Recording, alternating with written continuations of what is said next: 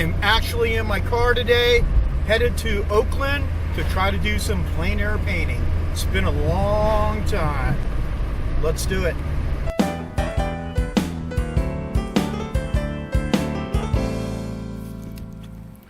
Hey everybody, what's going on? This is Bruce at the Habowski Studio. We're out here in Oakland, cemetery in Oakland here, by my swimming hole, which is behind us over there, where I do paddling, kayaking, and such. Just too nice a day to waste. I don't have a lot of time, so I'm going to keep the painting somewhat small, 6x8, 8x10, something like that.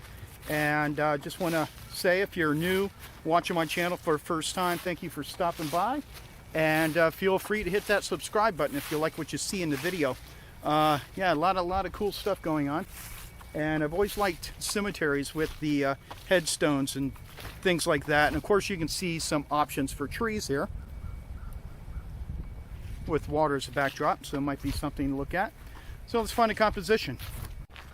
Now normally I jump right into something and just get going, just pick out some random things. I wouldn't call them random, but you know, I got a pretty good idea of compositions usually. But now I'm gonna just, it's such a nice day, I'm gonna spend at least, I don't know, 10 minutes or so. I mean, right here you have a composition. If you were to map that out, like maybe a 9x12, but it could also fit in a 6x8 or 8x10. You got the nice limbs, negative shapes, all that with the sky color.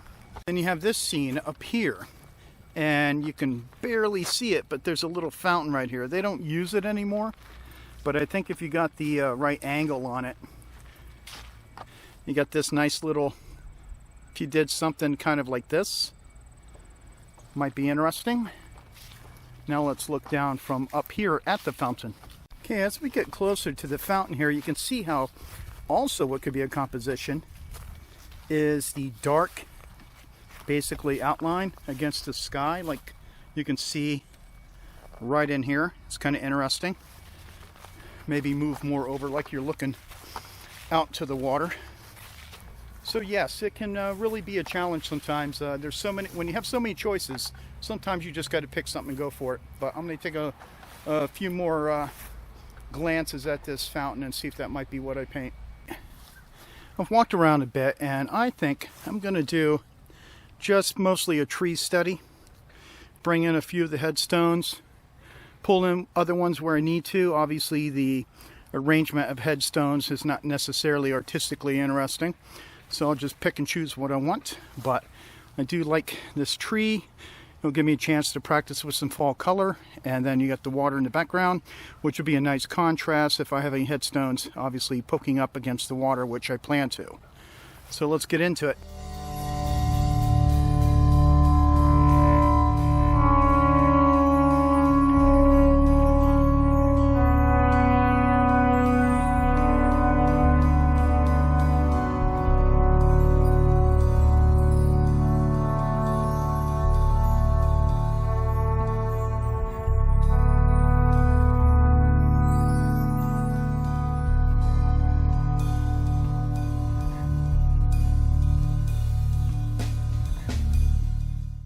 So I'll be using a little liquid today, and then those are my colors there. You have some burnt sienna, ultramarine blue, titanium white, cad red, phthalo green, and cad yellow light, and my selection on brushes. I may only use 3 or 4 or 5 of them, but this is what I like to carry normally, to have choices. Okay, here's where I'm going to start for brushes. I have some Tuscan series and gray matters there, some smallish sizes. And then of course you can see how I have my colors laid out from left to right. Burnt sienna, the titanium white, ultramarine blue, cad red, cad yellow light, and phthalo green. And of course my 6x8. And this is the scene over here.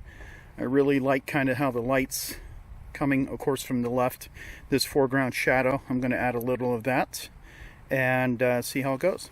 Okay, now I'm just going to mix up a little bit of the ultramarine blue and sienna, a little bit of the cad red, just to start mapping out the composition. Decide the scale I want the trunk, and then as the limbs start to branch out, that sort of thing. First, I'm drawing in. Some people will just mask this in, but I want to get the character of the tree and try to get the drawing fairly okay before I commit to just massing in some dark tones. Right now all I'm doing is just trying to get a composition, and want to establish my distant. As you can see, the shoreline over there, and then of course the land in the front here. So let's work on that also. And you can see over here where the shoreline ends. In my composition, it just blows off of the thing, and I'm actually going to shorten that so that I can have some way for the eye to go back into distance. You're just using the elements in the scene to establish some context for what you're painting, because then we can put in the distant trees, and we'll push those back a little bit in coolness. Still just doing this with little terps. I'm not looking for perfection right now. Working on getting some base tones of the color of the leaves, and because when I paint the sky around the leaves, you're going to have a back and forth motion in terms of identifying the leaf shape, and then the sky will cut in around that as a negative, and it'll be a back and forth sort of symphony, if you will, that is just part of the process. And not trying to make, I'm going for a little brighter orangey tone because I can always darken it down. I think if you make it too dark too soon, then you might have trouble brightening things up. So just getting a feel for the way the leaves are on the tree, and feel free to some extent reorganizing the leaf shapes if you need to make the composition better. As long as you get the generic flow of the species, I don't think anyone's really going to challenge what you're trying to paint and type of tree. You can't go too crazy because you do have that consideration that you are painting a certain type of tree. A little different tones of reddish. Again, if I need to change it later, enhance it. These are all thin layers with terps. One thing I want to get in here a little bit are some shapes of headstones, and I'm going to, like I said, move them around and scale them differently, but I am picking and choosing different ones. Now the scale is going to have to be, it's going to be a little bit of a challenge in such a compressed area on the painting surface here. Now comes the fun. I'm still going to try to use this size 2 Tuscan to map out some of these headstones. And this is where you got to pay attention a little bit. There's one right here, and with the flats it's handy because the stonework is very chiseled anyway. So trying to find where I see light and dark. Don't worry about making it too big. You'll see later, it might look a little ugly now, but you'll see later as it comes into fruition. Don't forget to cast shadows. And there's little headstones back in here. And for now I'm just indicating with some random chiseled marks, especially when I put the rim lighting on top edge of the tombstones, and trying not to make them all the same shape or anything. There's some that are lower, like let's have one go off scene. I think that's going to be interesting, and I'm totally moving it big time, and I think it's going to be interesting right here. It's going to be that one right there. So I'm just moving it.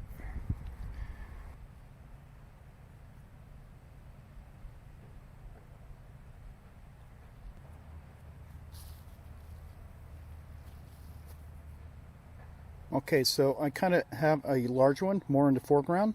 I'll be putting a cast shadow in a moment, but I like the odd number 5, and I like the way they're arranged, and that's what I picked out of all that. So feel free to make up your own sort of scenario. Now I'm going to get some of the dark tone in the tree trunk and get that more defined.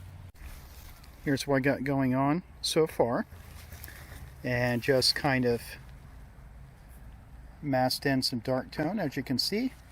Now I'm just going to pat it, blot it, and this actually gives a nice textural effect to the bark in preparation for when I put thicker layers on.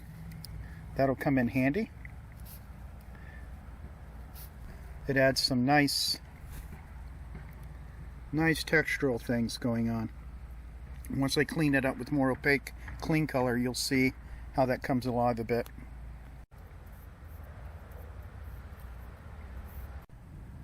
So it's coming along. Right now we're at quite an ugly stage because you have all the leaves and such on the ground mixed in with the little bit of green grass. So that'll have to be a little more finessed later on, but we're getting there and getting some bones to it. Now I'm going to work on darkening the headstones. Now it's important, I can always darken it up a bit, but also don't forget you don't have any tones in the background yet for the light water and all that. But I'm trying to add variation within each headstone in terms of color. So essentially some grays, but some I might push a little not as dark, and others I might push darker. So it depends on what I want to do around the composition. And sometimes you can just add a little bit more, matting some orange into the blue, maybe in just a couple spots because it is rock and it's not always perfect. Once I get the rim lighting on there, that'll clean it up a little more too. And believe it or not, I don't have too many super detail brushes in my kit, not that I super need them. So now I'm going to work on this one here and get back to you. Just mixing up a pale blue gray. And I did use a little bit of liquid. I'm starting to introduce that now. And then I'll put some, especially along this edge here, and cut around the tombstones because I'm going to have a little different tone of highlight on those. This is where you start to shape the headstones, like here. Commit, plant, turn your brush, pull. Finesse the areas later with a smaller brush if you need to soften or whatever, but don't fiddle around too much.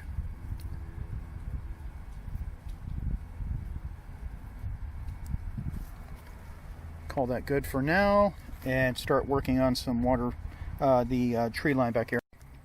You can see how everything is very, very sketchy, very brushy. I'm going to next do the sky and start cutting in some negative shapes there, but then you step back a bit and it's starting to come together. Getting there. Changed a lot of things, but it's really about this tree in the foreground there. Now when I'm doing this, I'm going to try to be very decisive, especially like in the distant trees. You don't want to noodle around with the lighter tone paint. Try to plant first, kind of step back a bit. I like the brightness of that. If you felt it was too strong, you can always mix you up some orange with a little white and desaturate, but going to plant.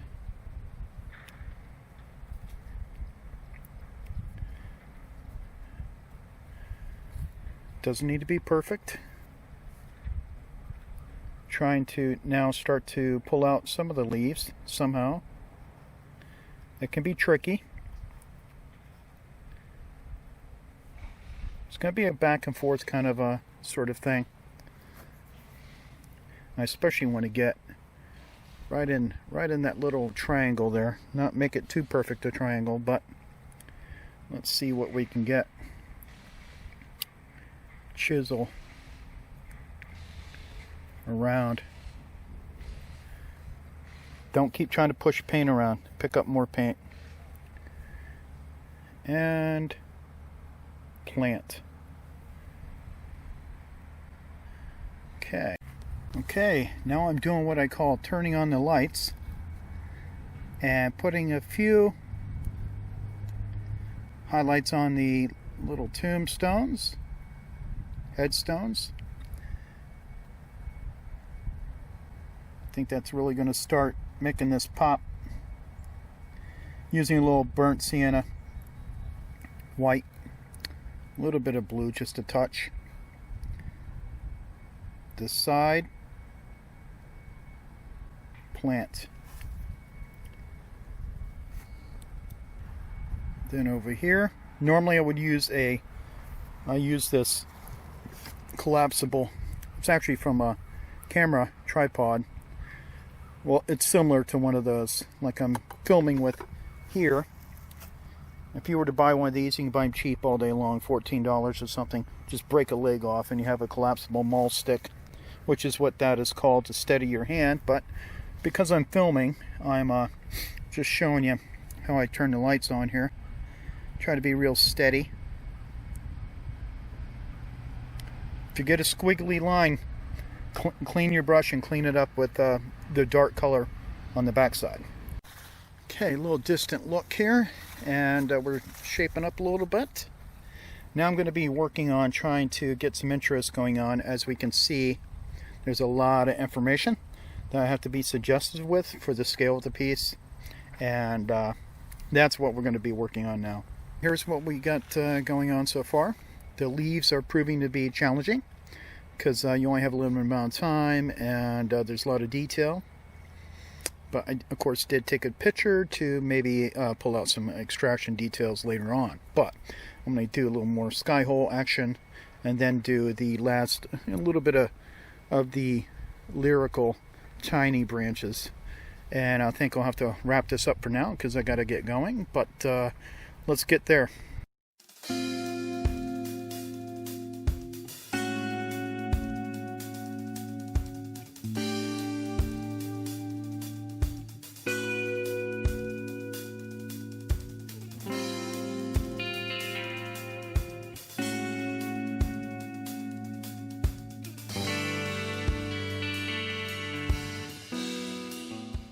Well, I got to say I am pretty happy with that little painting, and we'll talk more about it when I get home.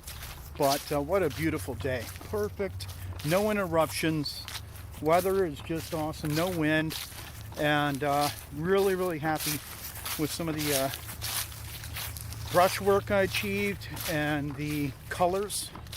So like I said, we'll talk more about it when I get home, but yeah, pretty psyched.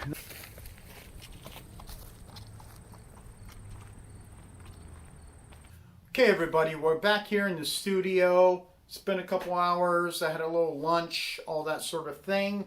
So we're going to take a look at the painting and go over the details.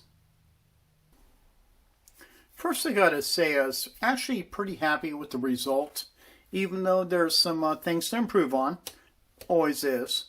But I do like the composition, and what's interesting is you do have this in the center, but with this dark mass here on the right, I think that's a nice sort of offset combined element because you have the shadow coming over, connecting with the tree and so on.